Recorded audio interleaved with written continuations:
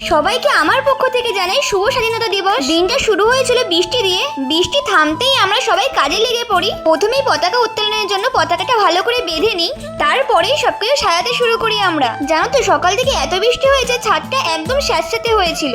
আর সেই জন্যই যখনই আমরা আবির দিয়ে লিখছিলাম নিচ থেকে সবটাই ভিজে উঠছিল। লেখাটা কমপ্লিট করার পরে আমি আর আমার এক ভাই সাইডটা সুন্দর করে সাজিয়ে নিচ্ছিলাম দুইজনে মিলে। ছাদের উপরে বালি ছিল, সেই বালিগুলো দিয়ে লেখার চারিদিকে আমরা ব্যারিকেড করে দিয়েছিলাম।